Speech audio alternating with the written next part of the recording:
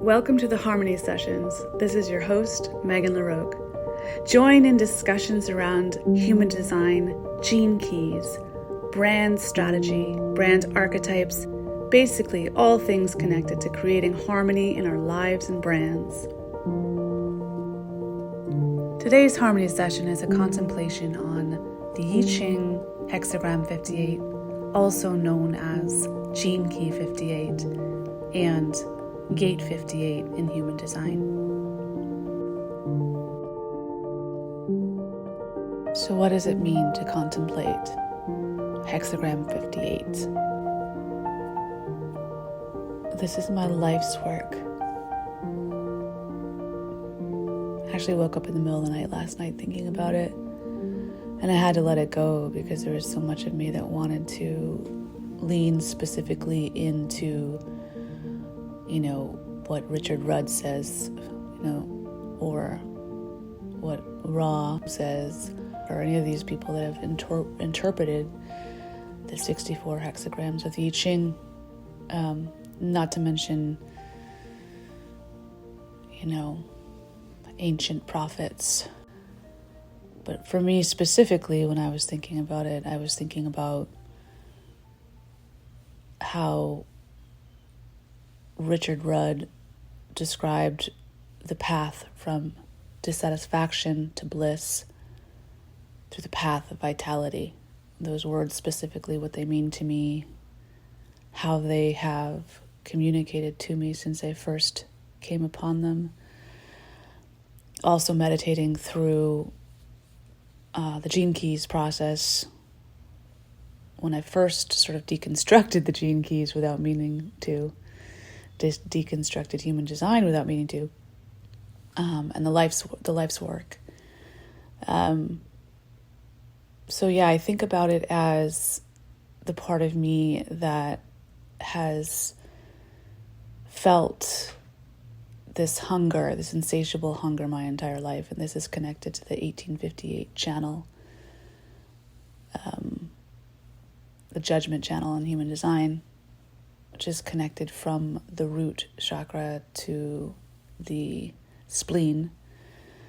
But this pressure to move from dissatisfaction to bliss, this pressure from the root center, this insatiable hunger for me in my life to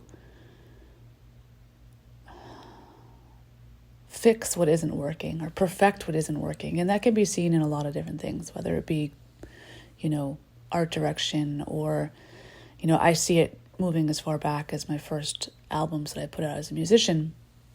I see it in the thing in me that was called, I think in field hockey, I wasn't always the best player as a teenager, but then as I continued moving forward, I got the most improved. So when I think of 58, I think of most improved. I think of the part of us that continues to work to make it better.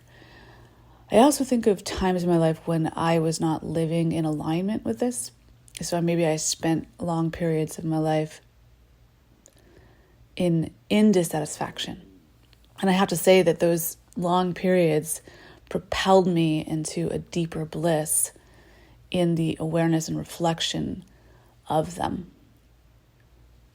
So when I think about my natural state of being, when I am in stillness and I am deep in meditation and setting clear boundaries and moving towards the love of life, the absolute love and dedication to the present moment, and seeking to recognize and really reflect upon the things that I've done in my life that pull me farther away from that state of being, and then what eventually the vitality or the zest and the love of life propels me, the pressure propels me to make a change in my life.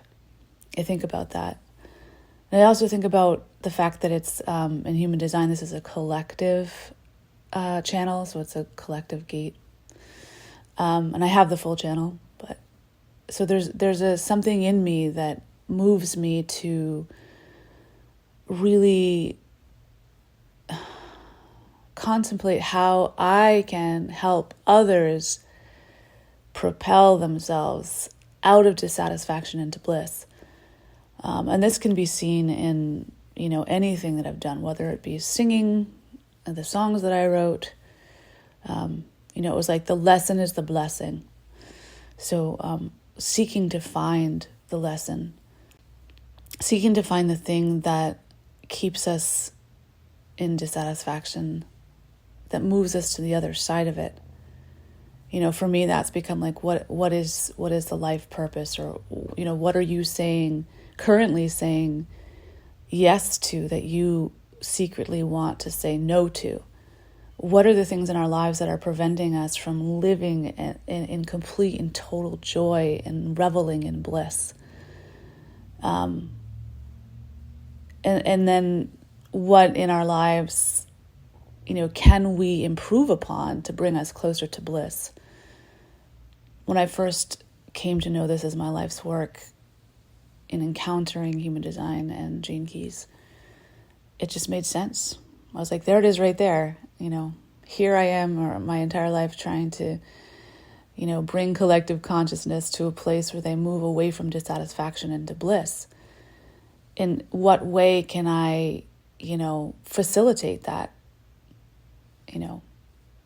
Living my life as an example is one way, but also, providing tools to help bring people into a harmonic resonance with themselves, whatever we choose to call it, just because I know what it's like to live on the other side of bliss.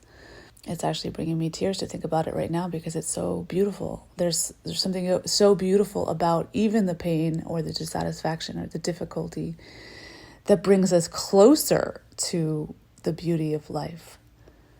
So thank you for listening to this little meditative moment and thinking about 58, Gene Key 58, Hexagram 58, and also Gate 58 in Human Design.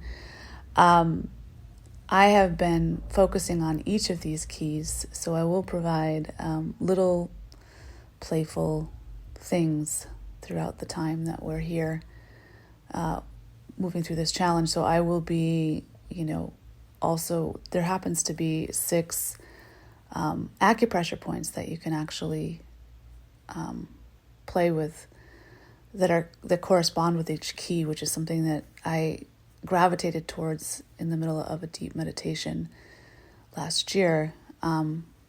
So I will be, pointing you to all the resources that I have found that help me to better integrate this meditative state into the body, because the body really is a pathway between heaven and earth.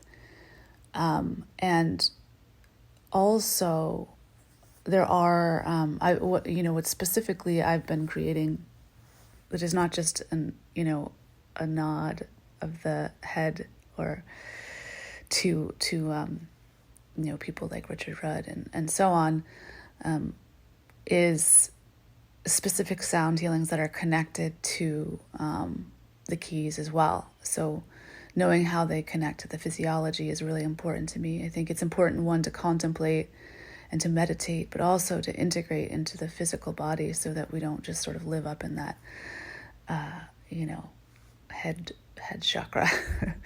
This is about grounding in all of these ideas into the material plane or into the physical plane, because we are here on this beautiful earth. And so I'm really excited to continue to share with you. So much appreciate you.